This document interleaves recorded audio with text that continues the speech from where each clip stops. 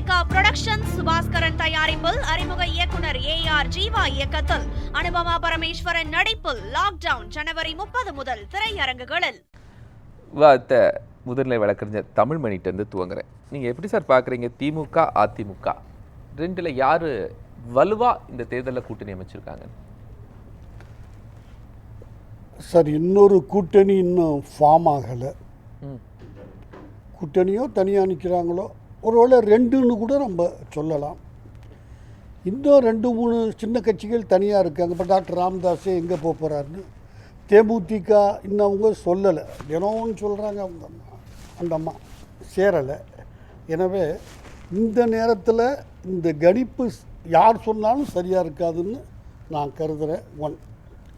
Number 2, நீங்கள் அரசியல்னால் கொள்கை அடிப்படையில் அமைகிறதுன்னு பார்த்து தலைப்பு வச்சுருக்கிறீங்க. நான் ஒரு 50 வருஷமாக கற்றுக்கிட்டது அரசியல்னால் பதவி அடிப்படையில் அமைவது. அரசியலாக இருக்கலாம், அரசாக இருக்கலாம், கொள்கை அல்ல.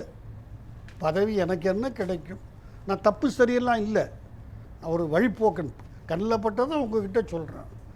எனவே சில பேருக்கு நான் பேசுகிற கருத்துக்கள் மனசு வருத்தப்படுத்தக்கூடும். நான் கவலைப்படுறதில்லை. எனக்கு நியாயம்னு என் மனசாட்சியில் உதிக்கணும். ராமாயணம் ஒரு 80% தான் வெளியில் எல்லாருக்கும் தெரியும். 20 எவ்வளவு துரோகங்கள் ராமாயணத்தில் நடந்தது இப்போ நான் சொல்கிறேன். ராமாயணத்தை முடிவு நெருங்க நெருங்க நெருங்க நெருங்க முதுவில் குத்துவதும் துரோகங்களும் மட்டுமே ராமாயணத்தை டாமினேட் பண்ணிச்சு. ரொம்ப சிம்பிளாக சொல்கிறேன். இல்லை, ராமாயண கதையை யாருக்கு சொல்கிறீங்கன்னு சொல்லிடுங்க. ராமாயண கதையை யாருக்கு சொல்கிறீங்கன்னு இப்போ அதான் சார், கொள்கை இல்லை பதவின்னு சொல்கிறேன் இல்லையா, அதுக்கு தான் நான் சொல்கிற உதாரணம். ராமாயணம் இப்போ உங்களுக்கு புரிஞ்சிடும். நான் சொல்ல பிறகு ஒன்றும் தப்பு இல்லை. எல்லாருக்குமே நீங்கள் மன்னிச்சுக்கணும், கேட்ட கேள்விக்கு எல்லாருக்குமே தான். திமுகவுக்கு அதிமுகவுக்கு நான் பிரித்து ஏன்னா நான் முதலே சொல்லிட்டேன், பதவி வரணும். அதை ஒத்துக்கிட்டிங்கன்னா எல்லாருக்கும் தான். என்னென்ன நடந்துச்சுன்னு ரொம்ப சுருக்கமாக சொல்ல முயற்சி பண்ணுறேன். பல பேருக்கு இந்த ராமாயணம் இந்த பகுதிகள் தெரியாது. அதை கதை காலட்சேபம் பண்ணுறேன், 5000 ரூபா வாங்கி பண்ணுறவன் இதை மட்டும் விட்டுருவான் கன்வீனியண்ட்டாக. பாருங்கள், ராவணன் ராமரால் வில்லெய்து கொல்லப்பட்டார். இது எல்லாருக்கும் தெரியும். இந்த 10 தலையும் தனித்தனியாக தலை ஃபுல்லாக இல்லை, அரைத்தலை, கால் தலை, 1/4 தலையாக கிடக்குது கோட்டையை சுற்றி. அவருடைய ராவணனுடைய தலைமை மனைவி மகாராணி, முதல் மகாராணி அந்த அம்மா வர்றாங்க. வந்து அழுகுறாங்க, நீ எப்படி செத்து போயிட்ட, நீயா செத்து போயிட்ட, எவன் உன்னை கண்டு பயப்படுவானே, எப்படி உன் உயிரை எடுத்தான். நியாயம், எந்த மனைவிக்கு இதெல்லாம் வரத்தான் செய்யும். இதெல்லாம் சொல்லி அழுதுட்டு கொஞ்சம் பக்கத்தில் ஏதோ ஒரு காதை தேடுறாங்க. பெண்களும் அரசியல்வாதிகளும் எப்போதும் ஒன்றாக சிந்திக்கிறார்கள், ஒருபோல் நடந்து கொள்கிறார்கள். தாங்கள் தான் முக்கியம், தாங்கள் மட்டுமே முக்கியம், தங்களை விட சிறந்தவர்கள் யாரும் இல்லை என்று நினைக்கிறார்கள். பக்கத்தில் போய் ஒரு காதுகிட்ட, சரி அந்த சீதையை தேடிட்டு போனிய, அவள் என்னை விட எந்த விதத்தில் சிறந்த, ஏன் ராமாயணத்தில் இருக்கு, அதை வெளி தெரியாமல் பார்த்துக்கிட்டான், நான் காரணம் இல்லை அதுக்கு கேட்குறேன். அவன் சீதை ஒத்துக்கலை, ஜெயிலில் வச்சான், அவன் ஒன்றும் கவலைப்படல. இவனுக்கு அது தெரியாதுங்கிறது தான் உண்மை. செத்தும் போயிட்டான். ஒத்த காதில் போய் இந்த அம்மா கேட்குது, என்னை விட சார் அரசியல் தான் சார் நான் பேசிக்கிட்டு இருக்கிறேன், கொஞ்சம் இருக்க நான் முடிக்கக்குள்ள உங்களுக்கு தெரியும், 2 பேரும் யோக்கியம் இப்படி தான் சொல்கிறேன் நான், புரிஞ்சுக்குங்க. கேட்குது, என்னை விட சீதை எப்படி அழகுன்னு அவள் பின்னாடி போனேன். தலைமை மனைவி மண்டோதரின்னு அந்த அம்மா பேர் ராமாயணத்தில். இது கேட்டுக்கிட்டு அவன் பதில் சொல்ல முடியல, பீஸாக கிடக்கிறான். கிடக்கக்குள்ள சார் ராமாயணத்தில் இருக்குது. இல்லை அவர் கூட மண்டோதரி அப்படிங்கிறத தாண்டி சூர்பனக சொன்னதுக்காகத்தானே சீதையை போனார் சார். அந்த கதையெல்லாம் நீங்கள் இன்னும் ரொம்ப பின்னாடி போயிட்டீங்க, மன்னிச்சுக்கோங்க. எனக்கு தெரிஞ்ச ராமாயணத்தில் 10% உங்களுக்கு தெரியும். இப்போ sir please, I am warning you. எனக்கு தெரிஞ்ச ராமாயணத்தில் 10% உங்களுக்கு தெரியும். சூர்பனகா சொன்னோம் உங்களுக்கு தெரியுமா? அகம்பனன்னு ஒருத்தன் வந்து சொல்கிறான். அப்புறம் செகண்ட் பார்ட் 2 சூர்பனகா உங்களுக்கு தெரியாது. விட்டுருங்க, நான் உங்களை வம்புகளுக்கே விரும்பலை. ஏதோ ஒரு anchor, please go ahead, I don't mind. But you are not an authority and Ramayana. I am. அதனால தான் 1 கோடி ரூபாய் என் சொந்த பணத்தில் ராமருக்கு கோயில் கட்டினேன். புரியுதா? அதனால தான் இபிஎஸ் எனக்கு பழக்கம். இல்லாட்டி இபிஎஸ் பழக்கமே இருந்திருக்க மாட்டேன் எனக்கு. எனவே அங்கே அவ பெல் அடிக்குது அரண்மனையிலே, கோட்டையிலிருந்து. என்னடா பில் அடிக்குன்னு சார் நம்பவே முடியாது. இதுதான் ராமாயணம். அது வெளியே தெரியாமல் பல பேரை பார்த்துக்கிட்டான். அது வேறு ஓடுறான். ஓடி என்னன்னு கேட்குறான். ஏன்டா பெல் அடிக்கிறானோ? பூஜை சத்தம் கேட்குதுடா. விபீஷனுக்கு பட்டம் சுட்டுறாங்க. அப்படியா? 2 சொம்பு தண்ணியை ஊற்றுனா புருஷன் பீஸாக கிடக்கிறான். அவனை கொலை பண்ண ஐடியா சொல்லி கொடுத்து, இப்படி அடி, இப்படி இந்த ஆங்கிளில் அடின்னு ராமனுக்கும் லக்ஷ்மணனுக்கு சொல்லி கொடுத்து கொலை பண்ணாமல் விபீஷன் தப்பு இல்லை. யுத்தத்தில் நான் ஒத்துக்கிறேன். அவன் பதவி இருக்கிறான். ஓடுறான். ஓடி 2 சொம்பு தண்ணியை ஊற்றிக்கிட்டு புருஷன் இன்னும் கிடக்கிறான். அவன் அஸ்தியை கூட கரைக்கலை. ஓடி பக்கத்தில் உட்காந்துக்கிட்டு, ஏய் கட்டுறா தாலியை, எனக்கு நான் உனக்கு மகாராணி. இருக்குது சார். இதெல்லாம் ஒரு நாய்க்கும் தெரியாது. வெளியில் ராமாயணத்தையும் ஒருத்தர் படிக்க தயாராக இல்லை. அதை இங்கே எதிலோட இணைக்கிறீங்க சார்? இல்லை இப்போ உள்ள நடைமுறையில் எப்படி இணைக்கிறீங்க அதை? அதுதான் இந்த 2 பேரும் தோற்ற பிறகு பதவிக்காக எதுவும் செய்வார்கள். எப்படி புருஷனா உதைக்க கூட சார். 2 பேர் நீங்கள் கொடுத்துருக்கீங்கல்ல சார், 2 கூட்டணி கொடுத்துருக்கீங்கல்ல சார். நீங்கள் நான் தான் ரொம்ப டீசெண்டாக சொன்னேன். அரசியல் என்பது கொள்கை சார்ந்தது அல்ல, தமிழ்நாட்டில் பதவி சார்ந்ததுன்னுட்டு. நீங்கள் கேட்குற விளக்கத்தால் நான் இன்னும் அடுத்தது ஸ்டேஜுக்கு போனேன். சரி, இப்போ இதில் எனவே பதவிக்காக அவங்ககிட்ட சொல்கிறா மண்டோதரி, ஏய் தாலி எனக்கு கட்டு. அண்ணன், சொந்த அண்ணன், ரத்த அண்ணன், அவன் தான் இவனுக்கு எல்லாம் பண்ணினவன். அவனை என்ன அடக்கம் கூட பண்ணலை. கிடக்கிறான் அங்கே பீஸாக. பொண்டாட்டி ஒடியாரா எங்கள் இடத்துல தாலியை கட்டுறா ராணி ஆகுறா. பதவி என்பது தான் முக்கியமே தவிர இன்னும் கணவனை அடக்கம் பண்ணலையே. அவன் தம்பி தாலி கட்ட சொல்லலாமா?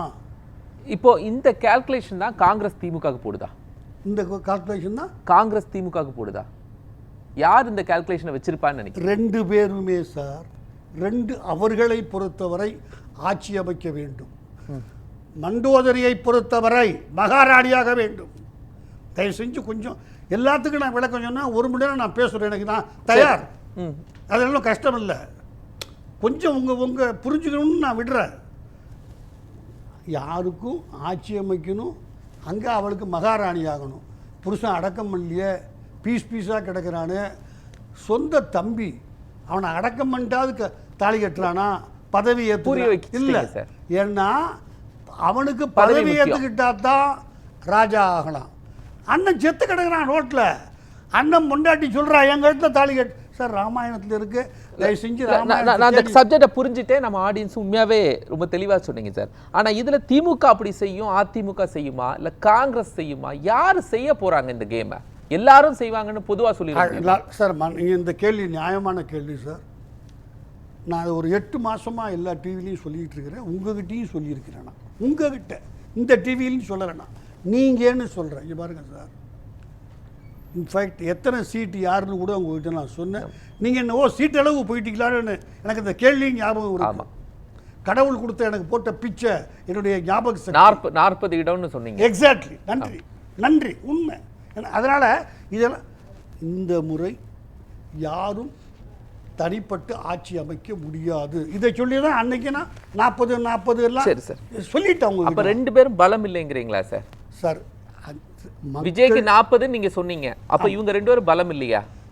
எனக்கு தெரிஞ்சு இல்லை சார். ஏன்னா திமுக அவருடைய பலம் பாதிக்கு மேலே அங்கே போகுது, அவர்கிட்ட நடிகர்கிட்ட போகுது. அவருடைய கிறிஸ்டியன் அஃபினிட்டி ஓரளவுக்கு ஓட்டு வாங்கி கொடுக்குது. பூத்தில் வேலை செய்ய ஆள் இல்லை சார், கூட்டணி இல்லை சார். சார் நீங்கள் சொல்கிறது நான் அக்ரி பண்ணுறேன் சார், நீங்கள் சொல்கிறது நான் அக்ரி பண்ணுறேன், புரிஞ்சுக்கு. ஆனால் ஓட்டு போடக்குள்ளே பூத்தில் எதுக்கு வேலை செய்யணும் ஆள்? எனக்கு புரிஞ்சுக்கிறேன் சார். நான் பல தேர்தலில் வேலை செஞ்சுருக்கேன், சீஃப் எலெக்ஷன் ஏஜெண்டாக இருந்திருக்கிறேன். எனக்கு அண்ணாநகர் பை எலெக்ஷனில் K R Tamilmani chief election agent 1984. வேற மீன். அதனால் எங்கே சொன்னாங்க, எப்போ பூத்தில் ஆள் வேணும்னா 2 பேர் மட்டுமே நின்னால் அவன் என்னை ஏமாத்திராமல் நான் பார்த்துக்கணும். 3 பேர் நின்னீங்கன்னா உங்களை அவர் பார்த்துக்குவார், அவரை நான் பார்த்துக்குவேன். இப்போ சொல்கிற பாயிண்ட் சார். ஆனால் இந்த 2 பேரும் வலிமையா இருக்கிறாங்கல்ல. ஒரு பெண் ஒரு ஆணை நம்பி போக மாட்டாள், 2 ஆணை நம்பி போவாள். ஏன்னா அவனும் அடிச்சுட்டு செத்துருவானுவான் சார். ஆனால் இங்கே திமுக வலிமையா இருக்கு, அதிமுக வலிமையா இருக்கு. அந்த வலிமைக்கு இடையில அவர் சுவிப்பாரு அப்படிங்கிறது தான் சார். தோத்துருவார். நான் உங்கள்கிட்ட முதலே 40 தானே சார் சொன்னேன் சார். அவர் ஜெயிச்சு ஆட்சி அமைப்பான்னு நான் எப்போ இது வரைக்கும் எங்கேயுமே நான் சொல்லலை சார். அவர் ஃபோர்ஸா மாறுவார், ஃபோர்ஸா மாறுவார்னு சொல்றீங்கல்ல. சந்தேகம் இல்லாமல் மாறுவார் சார். வாய் சவுண்டே லாஜிக் சார். வாய்ப்பில்லை ராஜா, வாய்ப்பில்லை. அவருக்கு வாய்ப்பில்லை. அவர் 100 தடவை சொல்லி தனக்கு வாய்ப்பில்லைன்னு ஆகிக்கிட்டார் சீமான். அப்போ சீமானுக்கு தான் தோல்வின்னு சொல்கிறேன். அவர் ஓட்டும் இங்கே அவர்கிட்ட போகுது சார். நம்ம ஊரில் புதுசாக வந்தவர் சீமான்னு ஓட்டு போட்டோம். அது ஒரு நியாயமோ அநியாயமோ போட்டான். இன்றைக்கி அவர் ஒன்றும் இல்லைன்னு கண்டுபிடிச்சிட்டான், மக்கள் சொல்கிறான். இவர் புதுசாக வந்திருக்கார் சார், ஓட்டு போடுறேங்கிறான். எனவே அவர் ஃபோர்ஸ், சந்தேகமே இல்லை. நீங்கள் இதில் சார் பெண்களில் நான் ஏற்றுக்கொள்கிறேன் சார். ஆனால் நீங்கள் திமுக அப்படிங்கிறதுல திமுக, காங்கிரஸ், கம்யூனிஸ்ட், விசிகா, சிபிஎம் எல்லா கட்சி அவங்களுக்கெல்லாம் சர்டன் பர்சன்டேஜ் வாக்குகள் இருக்குது. அதே மாதிரி அதிமுகவில் சார் உண்மைதான். இப்படிதான் விஜய்க்கு ஒரு வாக்கு மதிப்பிட முடியும் சார். நீ சொல்கிறதெல்லாம் உண்மை, நான் மறுக்கலை. விஜய் இல்லாமல் இருந்திருந்தால் அந்த பர்சன்டேஜ் இன்டாக்டாக இருக்குது. நீங்கள் சொன்னது கரெக்டு, நான் ஆமான்னு ஒத்துக்கிறேன். ஆனால் எப்போ இன்டாக்டாக இருக்கும் அது? நேற்று 116 ஓட்டு இந்த ஊரில், இன்றைக்கி 116 தான் சார். அதை பிடிக்கிட்டு போ ஆள் வந்திருக்கு. இப்போ எத்தனை பிடுங்க போகிறாங்க எனக்கு தெரியாது, எனக்கு தெரிஞ்சு யாருன்னு சொல்ல முடியாது. அது ஒரு நிச்சயமாக களவு போகுது. நேற்று இந்த உங்கள் ஊரில் 116 கிராமத்தில் ஒரு கட்சிக்கு ஓட்டு இருந்தால் அதில் 16 போகுமா, 36 போகுமா, 80 போகுமா சொல்ல முடியாத. ஆனால் போகிறதெல்லாம் தாவே காட்ட தான் போகும்னு சொல்கிறீங்க சார். அவர் மக்கள் திருப்பி சொல்கிறான். செத்து போயிட்டோமா குடும்பத்தில் 6 பேர் சொன்னான் டிவியில். நிச்சயம் நீங்கள் பார்த்துருப்பீங்க. அவர் தப்பு இல்லைங்க, என் புள்ள செத்து போச்சுங்க சார். பாலிடிக்ஸினுடைய ரொம்ப நியூயான்சஸ் சார். 2 கட்சிகளும் தெரிந்தவங்க. இவங்க எப்படி விஜய் அவ்வளவு சாதாரணமாக இந்த தேர்தலில் விட்டுருவாங்களா சார்? சார் பல நேரங்களில் எதுவும் செய்யாதவர்களுக்கு இப்படி ஒரு வாய்ப்பு கிடைச்சிடும். இதுதான் அரசியல். என்ன ஆகும்னு சொல்லி முடிச்சிடுறேன். 2 பேரும் ஓட்டு வாங்குவாங்க, ஆட்சி அமைக்க இந்த 2 பேராலையும் முடியாது. இங்கே இருக்கிறவர்கள் 10 பேர் அங்கே போவாங்க, 5 பேர் இங்கே வருவாங்க. ஒரு 3வது உண்மையான கூட்டணி தேர்தலுக்கு பிறகு உண்டாகும். அது ஆட்சி அமைக்கும். யார் அது? யார்? இல்லை கலப்புன்னு சொல்லிட்டு தான் சார். நான் இப்போ சொன்னேன், அதில் இங்கேருந்து 10 அங்கே போவோம், அங்கேருந்து 8 இங்கே வரும். கலப்பு அது இது விஜயும் சேர்த்தது தான்.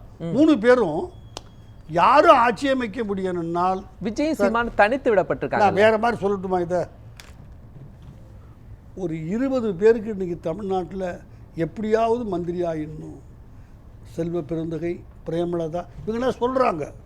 நான் சும்மா மனசில் இல்லை. இவங்க காங்கிரஸ்க்கு வாக்கு வங்கியை கால்குலேட் பண்ணணும்ல சார்? என்னங்க? காங்கிரஸ்க்கான வாக்கு வங்கியை கால்குலேட் பண்ணணும்ல? அமைச்சராகலாம், ஆனால் வாக்கு வங்கியை கால்குலேட் பண்ணணும்ல? நான் தான் சொல்லிட்டேனுங்க, இந்த கூட்டணி உறுதியானது அல்ல. இவர்கள் எலெக்ஷனில் நின்று ஜெயிக்கிற கூட்டணி ஒன்று தனியாக உருவாகும், அவ்வளோதான். சரி, நன்றி. இருக்காங்க தமிழ்மணி சார். சார் இன்னும் 2 பிளேயரை வெளியே விட்டுருக்குறோம். நான் முதலே சொன்ன மாதிரி ஒரு பிளேயரு கொஞ்சம் ஆக்டிவ் பிளேயர். தாவேக்கா ஒன்றுமே இல்லாத டம்மின்னு சொல்ல முடியாது. திமுகவிலேருந்து எனக்கு தெரிஞ்சு திமுகவிலேருந்து அவங்களுக்கு போகுது. அதனால் என்ன கரெக்டாக கஸ் பண்ணி சொல்ல முடியலை. 100% போகுது, எவ்வளவுன்னு தெரியல.